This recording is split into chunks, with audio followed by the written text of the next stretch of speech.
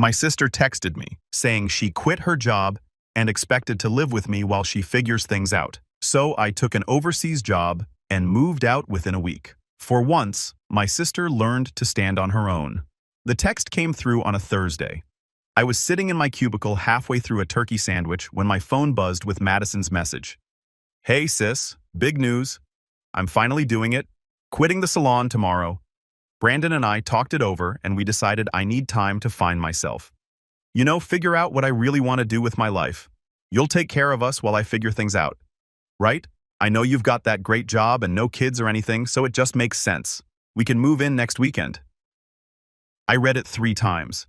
Each time my blood pressure climbed a little higher. My sister Madison was 29, 2 years younger than me. She'd been working as a receptionist at a hair salon for the past 6 years, making decent money with tips. Her boyfriend Brandon was 32 and worked sporadically as a freelance graphic designer, which mostly meant he played video games while occasionally updating someone's logo. They'd been together for 4 years, living in a cramped apartment that his parents partially subsidized.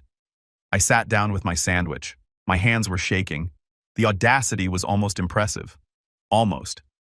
I typed back, "That's not on me." 3 little dots appeared, immediately disappeared, and appeared again. "What do you mean, we're family? This is what family does." I didn't respond. Instead, I walked straight to my manager's office and asked that the Singapore position was still open. The one they've been trying to fill for 3 months. The one that came with a massive salary increase, full relocation package, and a 3-year contract starting Monday. "You're interested?" Diana looked stunned. "You said you couldn't possibly move internationally." "I changed my mind. I want it. I'll sign today." 6 hours later, I had a contract in my email. I signed it electronically. Sitting in my car in the parking lot. My hands were steady this time. The text from Mom came through. "Olivia Marie Richardson, your sister just called me sobbing. She said you refuse to help her when she needs you most. How could you be so selfish? She's family. We take care of family. Call me immediately." I stared at the message. The guilt tried to creep in the way I've always had my entire life. But something was different now. Something had finally snapped. I called Mom. "Olivia. Thank God. Listen, Madison is really struggling right now. Mom, I'm moving to Singapore on Monday. I accepted a job transfer. I won't be able to help Madison because I'll be living on the other side of the world." Silence. Complete. Total silence. "You are what, moving to Singapore for at least 3 years, maybe longer? You can't be serious. You can't just leave your family when we need you." "Actually, I can. I already signed the contract." "This is because of Madison's text, isn't it?" "You're being petty and spiteful." Something in me cracked open, years of something I've been holding back. "You want to know what's petty, Mom? Let me tell you a story. Let me tell you about the last 15 years of my life." "Olivia." "No, you're going to listen." I was 17 when Dad died. Heart attack, sudden and brutal. He was the parent who actually saw me, who came to my track meets and helped me with calculus homework. Mom had always been closer to Madison, her baby girl, who needed more attention, more support, more everything. The morning it happened, I'd been getting ready for school. Dad had been drinking his coffee at the kitchen table, reading the newspaper like he did every morning. He looked up and smiled at me and asked if I was ready for my history presentation. I'd said yes. He told me he was proud of me. 20 minutes later, Mom was screaming from their bedroom. The funeral was packed with people. Dad had been well-liked at his engineering firm, active in our community. Everyone had stories about his kindness, his humor, his generosity. I stood there in a black dress I borrowed from my friend Emma, shaking hands and accepting condolences from strangers while feeling completely numb. Madison couldn't even get through the service. She'd had a panic attack halfway through, and Mom had to take her out. I'd sat in that pew alone, listening to the pastor talk about a man I'd never see again, and something inside me had gone very quiet and very still. After Dad died, everything changed. I was starting my senior year. Madison was 15 and fell apart completely. I understood that grief is different for everyone. But while Madison got therapy and extended absences from school and Mom's constant hovering, I got expectations. "You're so strong, Olivia. You're handling this so well. I need you to be strong for your sister." I didn't get to fall apart. I had to maintain my grades because I'd already applied for scholarships. I had to get into college because we couldn't afford it otherwise. I had to work 20 hours a week at the grocery store to help with bills while Madison got to focus on healing. I got into UCLA with a full ride. Mom cried, but not happy tears. It's so far away. How can you leave us right now? Madison still needs you. I need you. Madison had thrown a fit when I'd shown her my acceptance letter, actually thrown things across the room. She'd screamed that I was abandoning her, that I didn't care about the family, that I was selfish for even applying somewhere that far. You could go to community college here, Mom had said, her voice tight. Save money, be close to home where you're needed. But the scholarship covered everything. Room, board, tuition, books. It was the opportunity of a lifetime, and some part of me knew that if I didn't take it, I'd never escape the role they assigned me. I went anyway. It was the first selfish thing I'd ever done, and the guilt almost killed me. The first month at UCLA, I called home every single day. Madison refused to talk to me. Mom would get on the phone and sigh heavily, updating me on how Madison had cried all through dinner, how she'd locked herself in her room for hours, how she wasn't eating properly. She misses you so much, Mom would say, and the implication was clear. This is your fault. I'd offer to come home on weekends. Mom said that would just make it harder when I left again. I'd offered to video chat with Madison. She'd refused. I'd sent care packages, long letters, funny cards. They went unanswered. By October, I was having panic attacks in my dorm room, convinced I'd made a terrible mistake. My roommate, a girl named Sarah from Portland, finally sat me down. Your family is manipulating you, she'd said bluntly. Can't you see that they want you to feel so guilty that you'll drop out and come home? I defended them. Of course they weren't manipulating me. They were just grieving, just struggling. But Sarah's words had planted a seed. During college, I worked 2 jobs while maintaining a 3.9 GPA. I called home 3 times a week. I came back for every holiday paying for plane tickets I couldn't afford. Madison attended community college for 1 semester, then dropped out because she needed to find her passion. Mom supported this decision. When I graduated and got my first real job, I started sending money home. Not because anyone asked directly, but because Mom would casually mention the electric bill was high this month, or Madison needed new tires, or the house needed repairs. Each time I'd transfer money. Each time I'd eat ramen for dinner to make up the difference in my budget. My starting salary was $52,000 a year, which felt like a fortune after being a broke college student. But after taxes, rent, student loans for the small amount not covered by scholarships, and the constant flow of money back home, I was barely scraping by. I remember one particularly awful month when I'd sent $600 to cover Madison's car insurance after she'd let it lapse. That same week, my own car had broken down. I'd need $400 for repairs. I didn't have it. I'd had to borrow money from Sarah, who by then was working in Seattle, but still my closest friend. This is insane, she told me over the phone. You're going into debt to fund your sister's irresponsibility. It's just temporary. I'd insisted until she got on her feet. Olivia, she's never going to get on her feet if you keep catching her every time she falls. I paid Sarah back over 3 months, $50 at a time. Madison moved out at 23 to live with her first serious boyfriend, Tyler. That lasted 8 months before he kicked her out for cheating on him. She moved back home. Mom called me crying about how heartbroken Madison was, how she needed support. The call had come at 2 a.m. I'd been asleep, exhausted from a 14-hour workday. Mom had been nearly hysterical. She won't stop crying. She won't eat. Olivia, I'm really worried about her. Can you come home this weekend? She needs to see you. She needs to know her family is here for her. I'd taken a personal day on Friday, driven 4 hours to get home, spent the weekend listening to Madison sob about Tyler and how he'd never appreciated her and how all men were trash. She'd barely acknowledged my presence except to accept my sympathy. Sunday night as I was leaving, she'd asked if I could leave her some cash for gas and food. I'd given her $120. It was every dollar I had in my wallet, money I budgeted for groceries that week. I sent $1,200 to cover Madison's credit card debt from the relationship. Then came Brandon. In the beginning, he seemed different. He had a job, his own apartment. Madison moved in with him after 3 months. Mom was thrilled. See, she's finally getting her life together. I'm so relieved. You must be too. I was genuinely. I hope Madison had found happiness. But over the years, the calls started again. Could I help with Madison's car payment just this once? Could I loan them money for rent? Could I cover their pet deposit when they got a dog?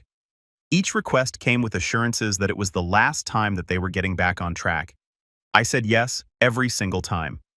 Last Christmas, I'd spent $800 on gifts for Madison, Brandon, and Mom. I'd flown home for 4 days, spending another $650 on plane tickets. Madison gave me a $15 candle from Target.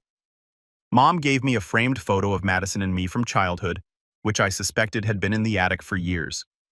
The candle still had a price sticker on the bottom.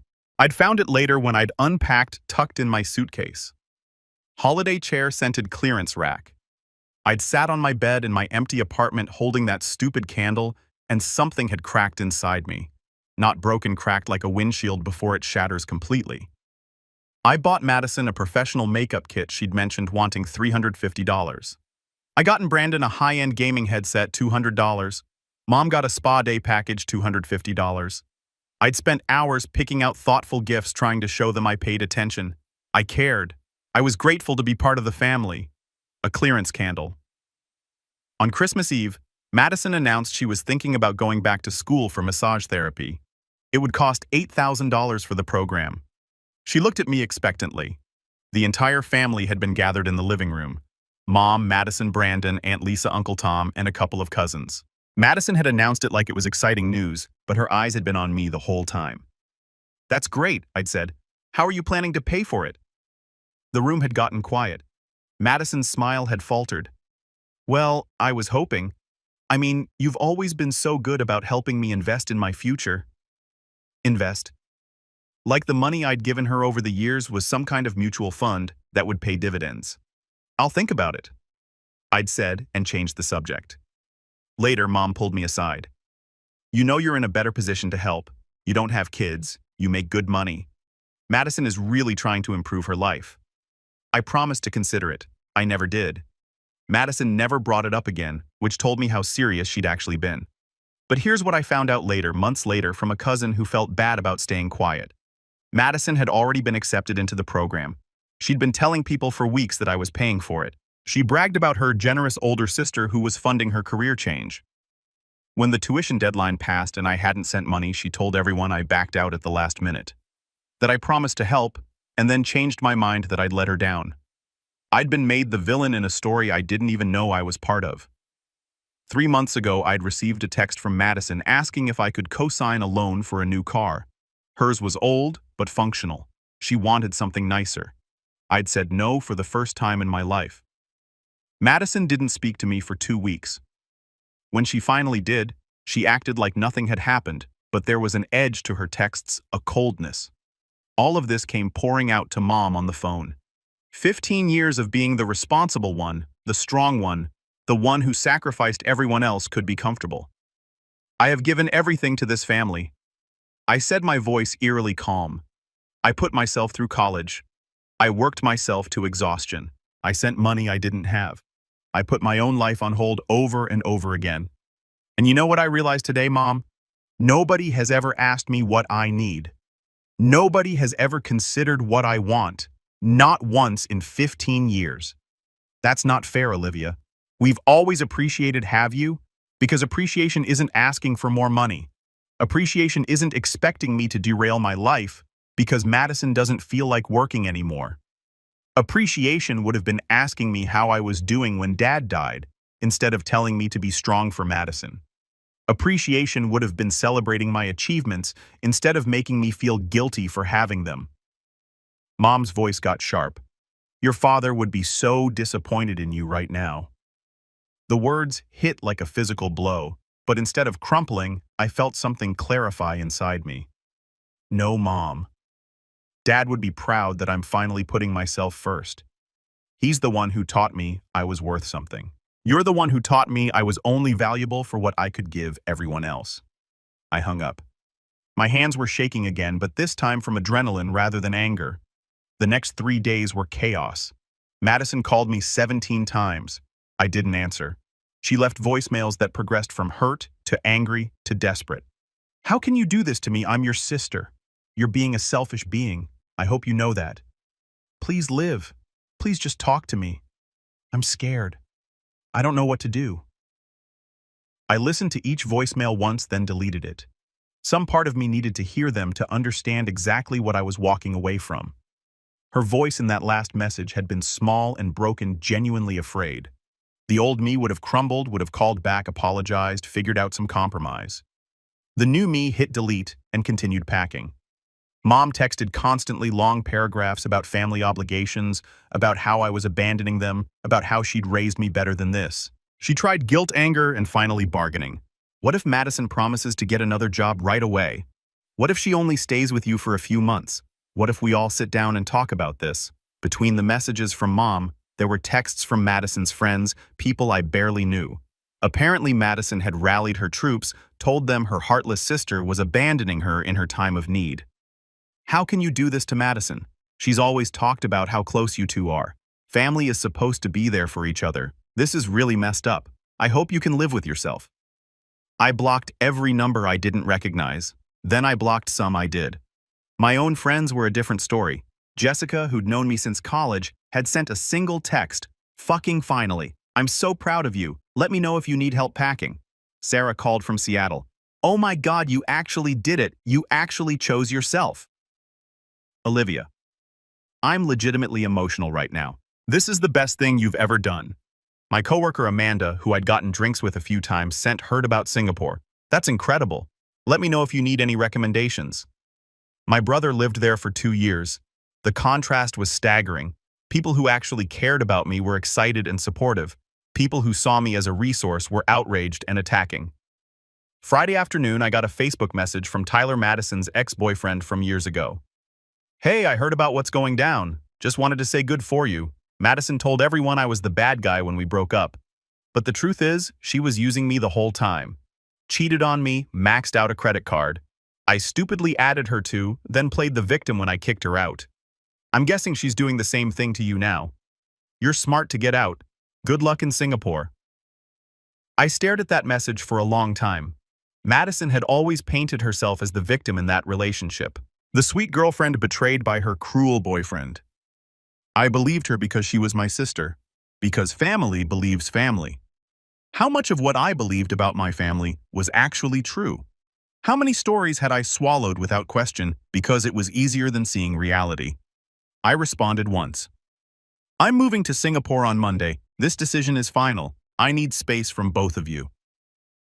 Then I muted their numbers. My best friend Jessica came over on Saturday to help me pack.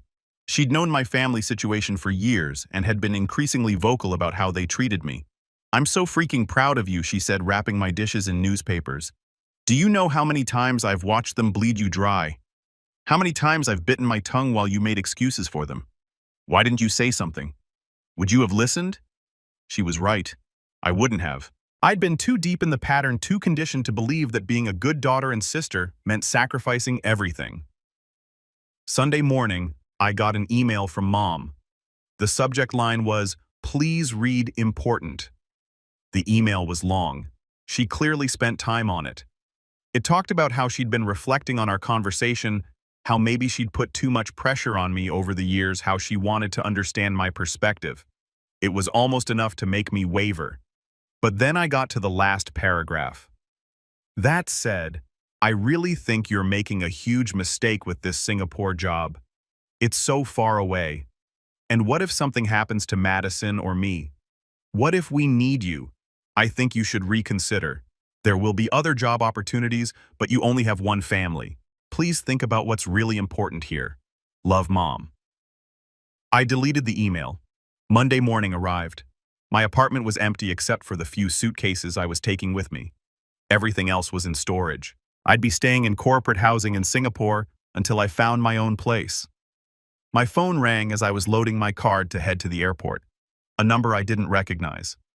Against my better judgment, I answered, "Olivia, it's Brandon." I almost hung up.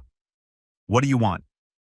"Listen, I know things are messed up right now, but you have to understand how hard this is for Madison. She's been crying for days. She really thought you'd help us out.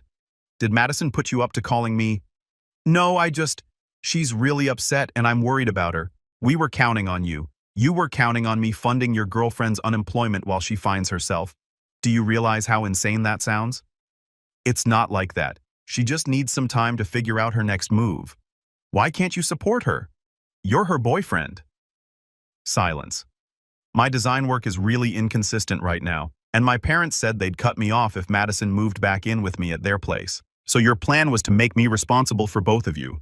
You don't have kids, you make bank. It's not like it would have been that hard for you. The entitlement was staggering.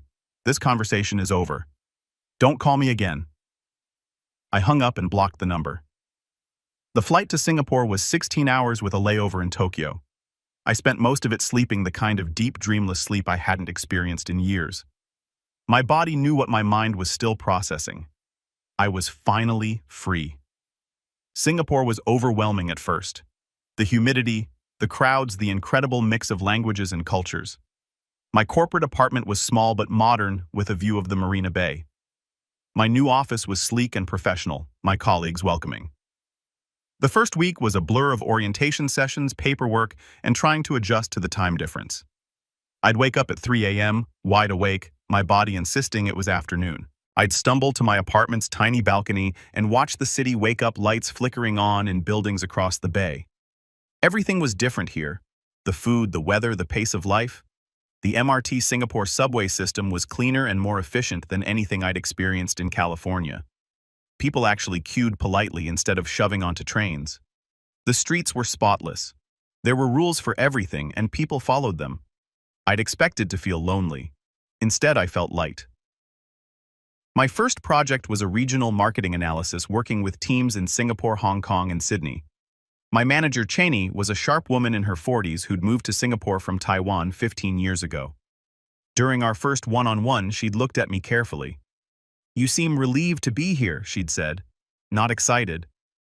Relieved? Are you running from something or towards something? I hesitated, then decided on honesty. Both, I think. She nodded. Good answer. Running from something is fine, as long as you're building something better. Just make sure you don't spend so much time running that you forget to actually live. It was good advice. For the first 2 weeks, I kept my phone on airplane mode except for checking work emails.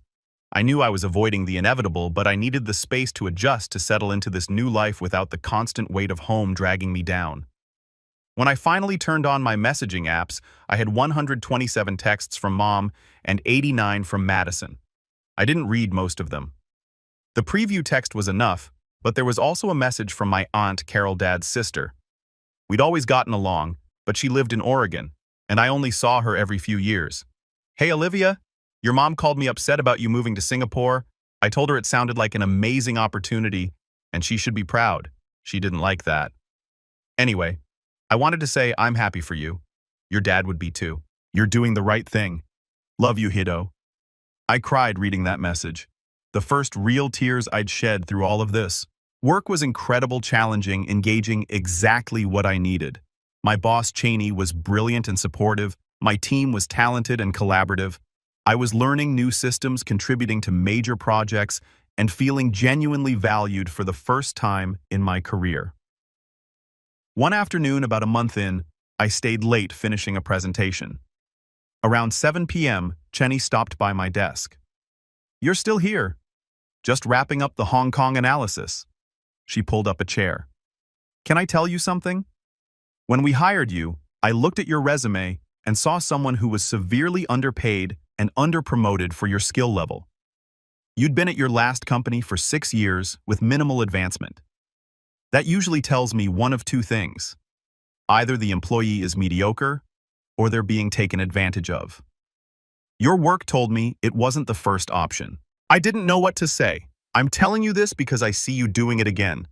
Staying late every night, volunteering for extra projects, working through lunch. You're excellent at your job. You don't have to prove anything. I just want to make sure I'm contributing. You're contributing plenty during business hours. Go home, Olivia. Actually live in the city you moved to. Otherwise, what was the point of coming here?" She was right. I'd been replacing one form of self-sacrifice with another. I made friends, actual friends who didn't know my history, who saw me as just Olivia, not as the responsible sister or the ATM daughter. I went to hawker centers and tried every kind of food I could find. I explored gardens by the bay and Sentosa Island. I took a weekend trip to Bali. My cubicle neighbor, a guy named David from Australia, invited me to a board game night his wife hosted every Friday. That's where I met Priya, who worked in finance and had the kind of dry, cutting sense of humor that made me laugh until my stomach hurt. We bonded over our shared experience of overbearing mothers and became fast friends. Through Priya, I met more people. Her rock climbing group, her book club, her husband's cricket team that have always needed people to come watch and drink beer. Suddenly, my calendar was full of actual social events with people who invited me because they enjoyed my company, not because they needed something from me. I was happy, genuinely, surprisingly happy. 6 weeks into my new life, I finally unblocked Mom and Madison. The messages that came through were a journey. The first few weeks had been anger and guilt-tripping. Then came the bargaining phase, promises that things would be different if I just came home. Then confusion about why I wasn't responding. Finally, radio silence for the past 2 weeks. I sent a message to the family group chat that included Mom, Madison, and a few aunts and uncles. Hi everyone, I wanted to let you know I'm settled in Singapore and doing well. This has been an incredible opportunity and I'm really happy with my decision. I need everyone to understand that I'm not available for financial support anymore. I'm not a backup plan or a safety net.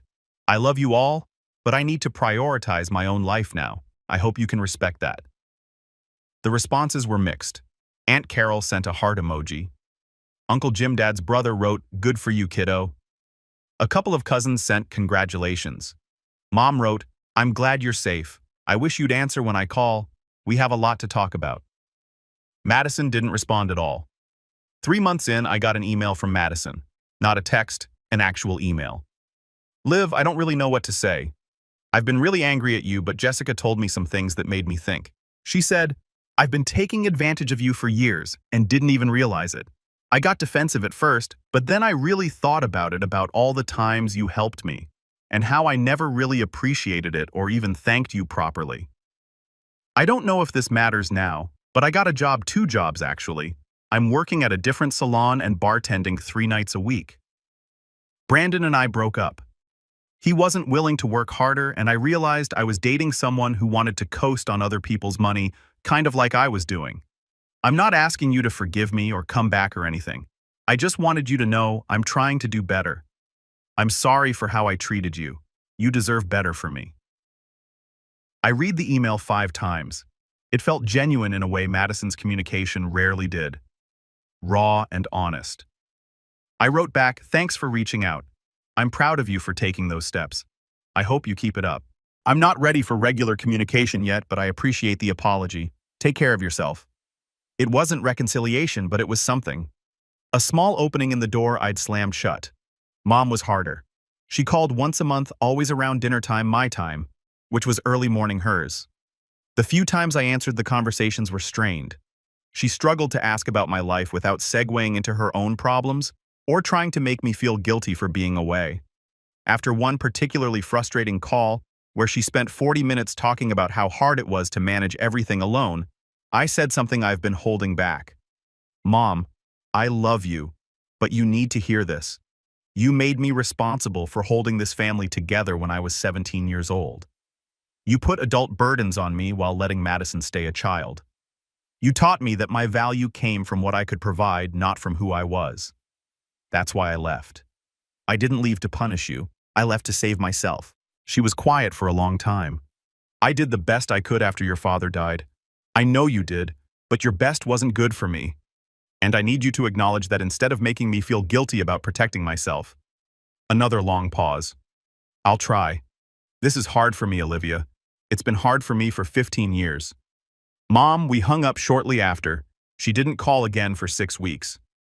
Year 2 in Singapore brought promotions and new adventures.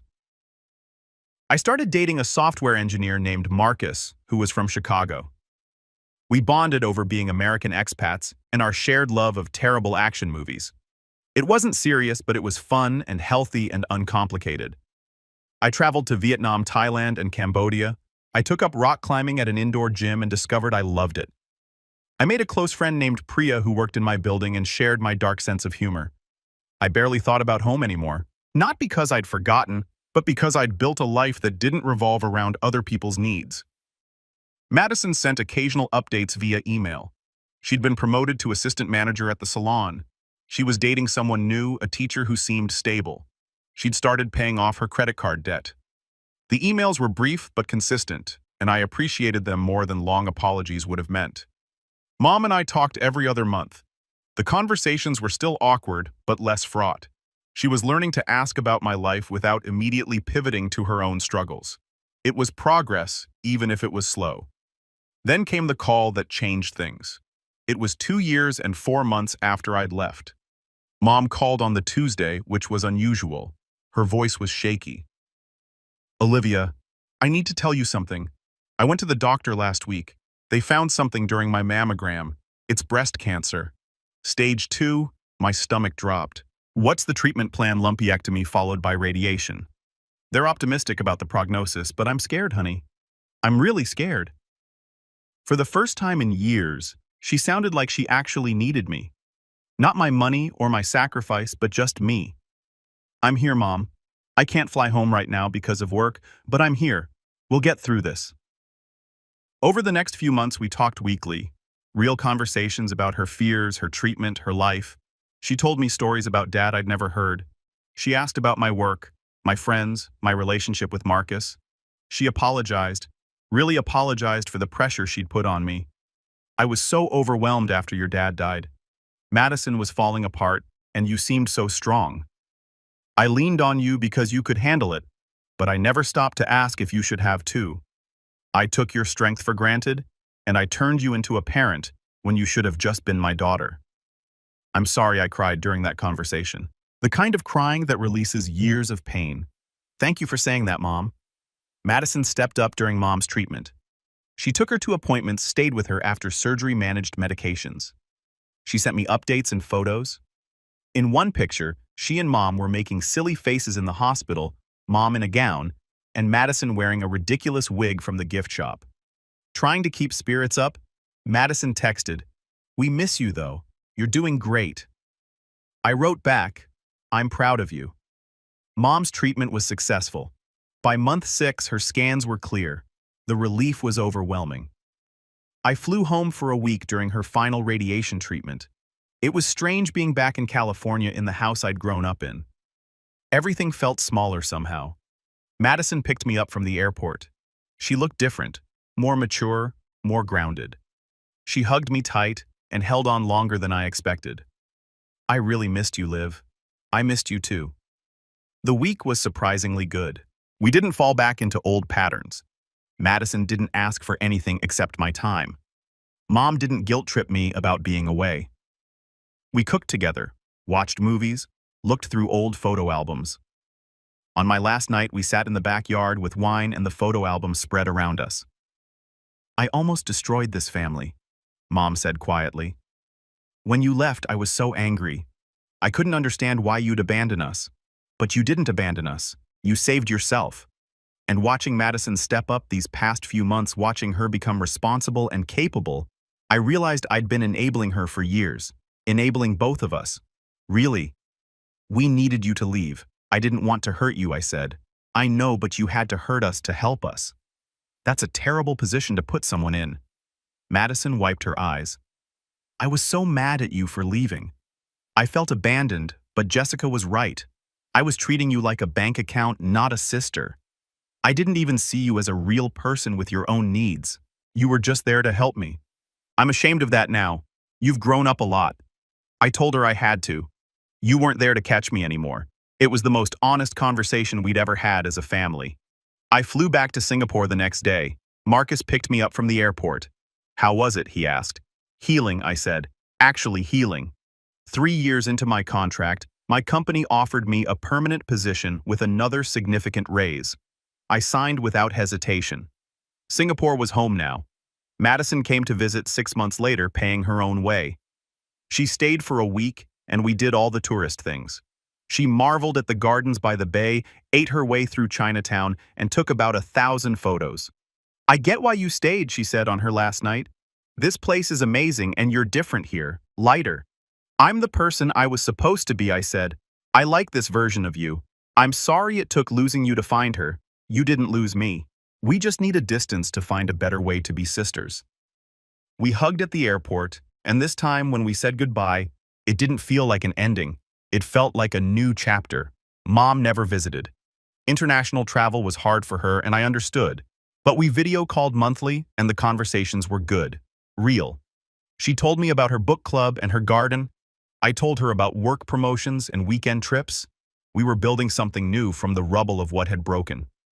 4 years after leaving, I was promoted to regional director. At 35, I was managing teams across 3 countries and making more money than I'd ever imagined. I had friends who felt like family. I had a life I built entirely on my own terms. Sometimes I thought about that text from Madison, the one that had changed everything. The entitled assumption that I'd sacrificed my life for hers without question. The expectation that had been so deeply ingrained in our family dynamic that she hadn't even considered I might say no. I didn't regret what I'd done. Not for a second. Setting that boundary, making that choice, signing that contract had been the hardest and best decision of my life. My family had called me selfish. They'd accused me of abandoning them in their time of need. But I hadn't abandoned anyone. I'd finally stopped abandoning myself. The truth was that you can't save people who won't save themselves. You can't sacrifice yourself into someone else's growth. Sometimes the most loving thing you can do is step back and let people face the consequences of their choices. Madison had needed to learn responsibility. Mom had needed to learn that love isn't the same as enabling, and I needed to learn that I mattered too, that my dreams and happiness were just as important as anyone else's. The boundaries I set weren't walls. They were bridges to healthier relationships, even if getting there required everything to fall apart first. Last month, Madison sent me a photo.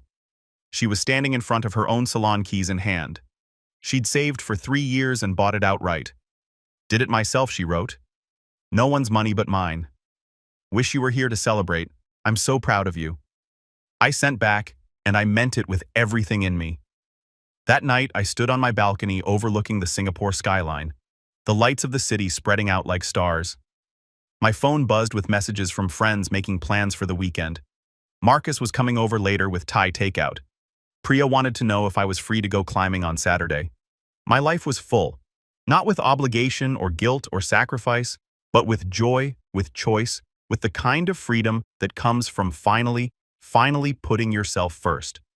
Somewhere across the world, my family was learning to stand on their own feet. They were learning to be whole without using me as a crutch. It had taken an ocean between us to make it possible. I didn't resent them anymore. I didn't even feel angry. I just felt free. And that freedom I'd learned was worth absolutely